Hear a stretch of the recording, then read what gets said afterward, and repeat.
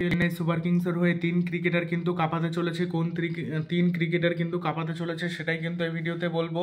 এক নম্বরে থাকবে ডেভন কনওয়ে, বর্তমানে কিন্তু দুরন্ত ফর্মে রয়েছে ডেভন কনওয়ে।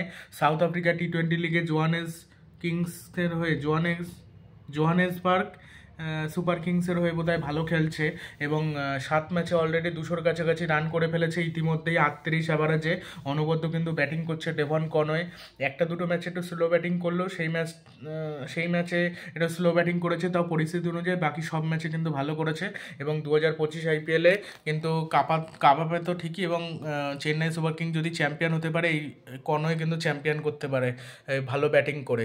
আর উইকেট কিপিং তো মহেন্দ্র সিং ধোনি করবে, কিন্তু ব্যাটিংটাই করবে কনওয়ে। আর 2 নম্বর প্লেয়ার ঋতুরাজ গাইকোয়াড় কিন্তু বর্তমানে খেলার মধ্যে নেই সেরকম একটা, কিন্তু মাঝে ঘরোয়া ক্রিকেটে কিন্তু ভালো খেলেছিল ঋতুরাজ গাইকোয়াড় কিন্তু ভারতীয় দলে এখন ঠিকঠাকভাবে সুযোগ পায় না, কিন্তু IPL-এ 2025 IPL-এ কিন্তু কাঁপাতে পারে।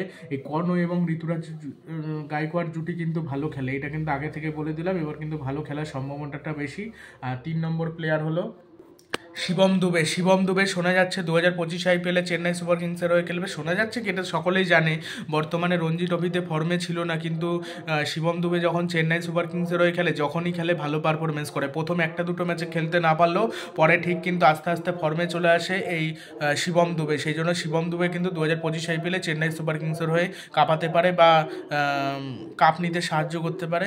ভিডিওটি ভালো লাগলে চ্যানেলটি সাবস্ক্রাইব করে দেবেন এবং ভিডিওটি শেয়ার করতে বলবেন না। আর কারা কারা চেন্নাই সুপার কিংসের ফ্যান আছেন তারা অবশ্যই কমেন্ট বক্সে লিখে জানাবেন যে কী হলে ভালো হয়, কোন তিন ক্রিকেটার কাঁপাতে পারে সেটা অবশ্যই কমেন্ট বক্সে জানাবেন। মাথিসা প্রাথিরানার উপরও নজর থাকবে, ওই তরুণ ক্রিকেটারও কিন্তু ভালো খেলতে পারে।